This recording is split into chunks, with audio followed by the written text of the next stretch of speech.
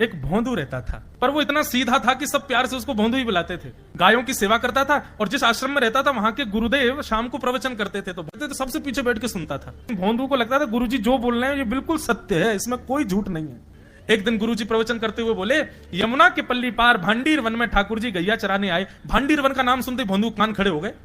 बोले भांडीर वन तो मैं जाता हूं गैया लेके, मुझे तो कभी मिले नहीं वहां पे। अरे मुंह में ही कमी होगी, मुंह में ही सामर्थ्य नहीं होगी उनको देखवे कि मैं ही नहीं देख पाया होंगे, वो तो आते होंगे वहां पे, मुझे ना दिखे होंगे। भोंदू ने पहली बार जिज्ञासा करी, गुरुदेव ठाकुर जी दिखते कैसे हैं? तो गुरुदेव भी हंस गया, अच्छा भोंदू पूछ रहा है, बैठ जाओ बताते हैं। मोर मुकुट पहनते हैं ठाकुर जी, और बोले 2 कान हैं लेकिन कुंडल एक ही पहनते हैं। ठाकुर जी ऐसे पुष्प तोड़ के कान के ऊपर लगा लेते हैं, दोनों कानों में एक ही कुंडल को फेर फेर के पहनते। ठाकुर जी पीली पीतांबरी, ऐसी ठाकुर जी पीली पहनते, पीली पीतांबरी। माला कैसी पहनते हैं? आती है। ठाकुर जी ऐसी पहनते हैं पूरी पैरों तक जाए। ये देखो गुरु जी कह रहे हैं तो निश्चित है भांडीर वन में आते हैं ठाकुर जी। भोंदू अपनी गैया लेकर के भांडीर वन पहुंच गया। गैया चल रही थी, अब भोंदू ढूंढ रहा है, कभी वृक्ष के नीचे जाके देखे, कभी कहीं देखे, कभी ढूंढे कहीं से चंदन की सुगंधी आ जाए। गुरुजी बता रहे थे उनमें से चंदन की सुगंधी आती है, क्या पता कन्हैया यहीं कहीं हो। इतने भाव से, इतने प्रेम से और इतने भोलेपन से ढूंढने लगा ठाकुर जी को, और ठाकुर जी नहीं मिलते ना तो अपने आप को ही कोसता, मुंह में योग्यता ना होगी यही मारे ना मिल रहे, ठाकुर जी तो यही है। गुरु जी की बात गलत नहीं है, ठाकुर जी तो यही है। उसके उस सहज भाव पर, उसके उस सरल भोंदूपने पर ठाकुर जी रीझ गए। और इतने में ही भोंदू हताश निराश उदास बैठा था, खुद को कोस रहा था, मुंह में योग्यता ना है, मुंह ठाकुर जी मिलना है रहे। इतने में ही देखा सामने से असंख्य गायों का झुंड आ रहा है, और भोंदू ने जैसे उन गायों को देखा, ऐसी गाय कभी देखी नहीं, अलग गाय, सींग चमक रहे हैं, सींगों के ऊपर के भाग में सोने चांदी मढ़े हुए हैं, ऐसी ऐसी सुंदर सुंदर तंदुरुस्त गैया। तभी देख रहा है भोंदू पीतांबरी पहनी है, गले में वैजंती माला धारण की है, सिर पर पाग पहनी है, एक कान में कुंडल है, मंद मंद मुस्कुरा करके दतुइयां दिखा रहे हैं, कटाक्ष नेत्रों से कभी इधर देख रहे हैं कभी उधर देख रहे हैं, अपनी वेणु को कमर में कस करके गैयाओं के गले में गलवैयां डाल करके श्याम सुंदर भोंदू की तरफ चलते भय आ रहे हैं। ये दृश्य देख करके हाथ पांव कांपने लगे भोंदू के। उसको लगा मेरे पास तो आएंगे ही नहीं, है वहीं से मुड़ जाएंगे, अब मैं उनके पास जाके उनको असहज नहीं करूंगा, यहीं से देख लूं, यहीं से प्रणाम कर लूं।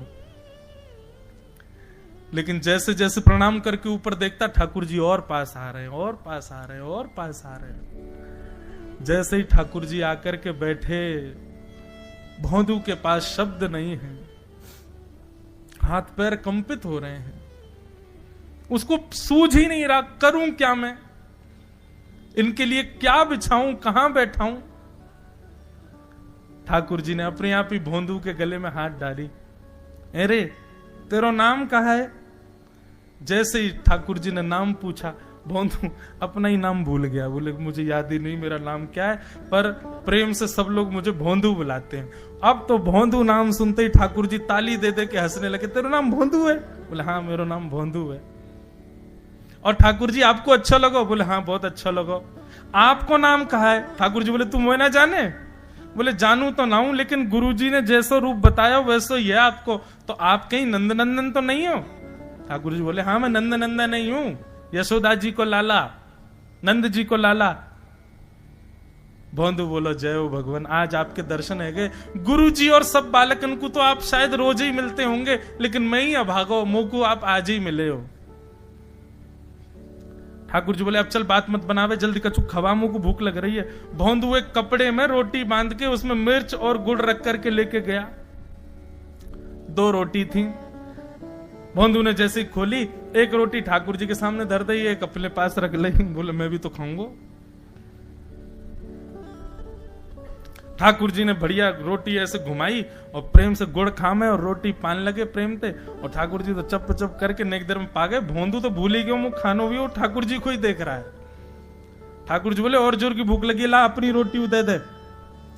भोंदू बोलो मुंह को भी भूख लगी है। बोले अच्छा चल आधी आधी खा ले, या मैं आधी तू खा ले आधी मैं खा लूं, दोनों खा लिए। कल तनेक्सी से ज्यादा सी रोटी ले आइयो, भूख ज्यादा लगे, और सुन यही समय आइयो, मिलूंगो कल भी तोते। ठाकुर जी अपने मार्ग पर चले गए। भोंदू इतना प्रसन्न है, बोले आज मुझको ठाकुर जी मिल गए।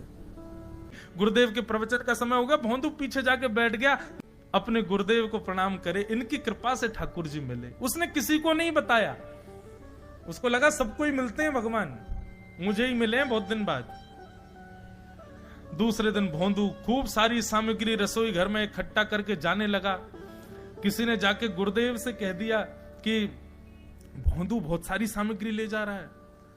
गुरुदेव ने जाके कही, भोंदू इतनी सामग्री ले जा रहा हो भैया, वो भंडारो करेगो का?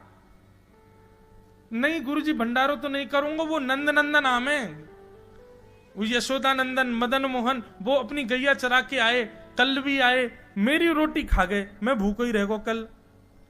या हमारे ज्यादा सी ले जा रहा हूं, बेचारे बहुत भूखे आए कल, कि उनको पेट भर जाएगा, मैं भी पा लूंगा, या हमारे गुरुजी आज ज्यादा सामग्री ले जा रहा हूं। गुरुदेव ने मन में सोचा, ये बात कोई और कहे तो अविश्वास किया जा सकता है, लेकिन भोंदू झूठ नहीं बोलता।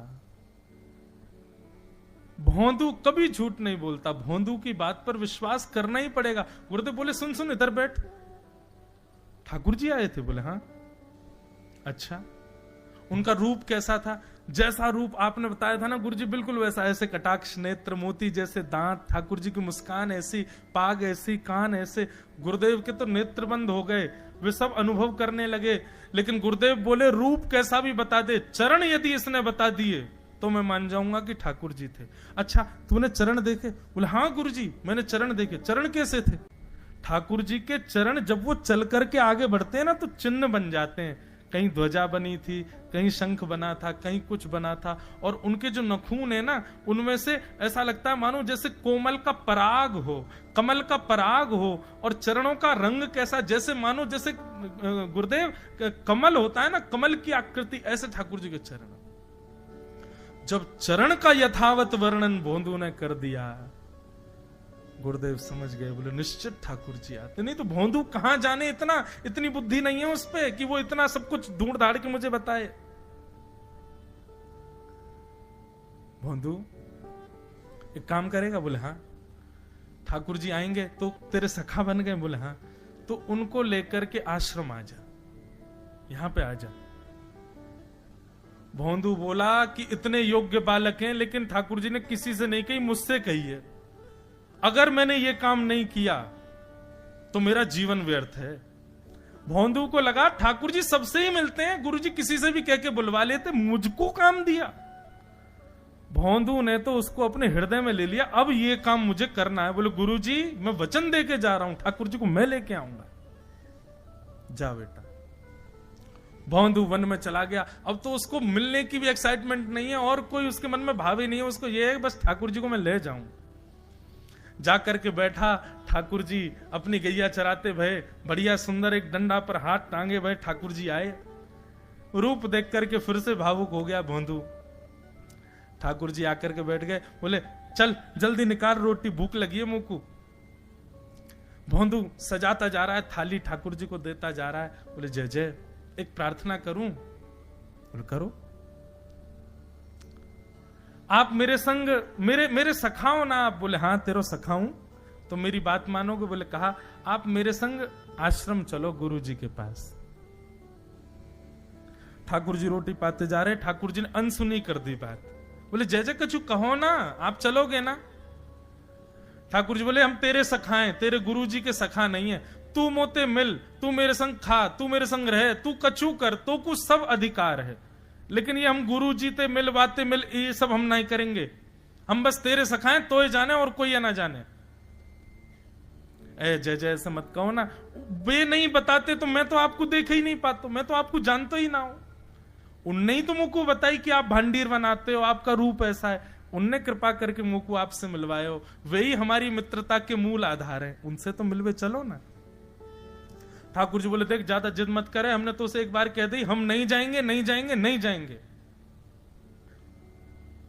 ठाकुर जी रोटी पा रहे थे तो भोंदू ने हाथ से रोटी और छनाई, बोले ये भी दो, ये भी गुरु जी की है, लाओ ये मिर्च गुड़ सब दो, ये सब गुरु जी को, ये भी मत खाओ। और सुनो, यदि हमारे गुरुजी से आपको प्रेम नहीं है तो हमको आपसे प्रेम नहीं है। कल ते अपनी गैयान को लेकर कहीं और चरावे जाओ, होंगे तुम नंदन अपने गांव के, मेरे गुरुजी के पास नहीं जाओगे।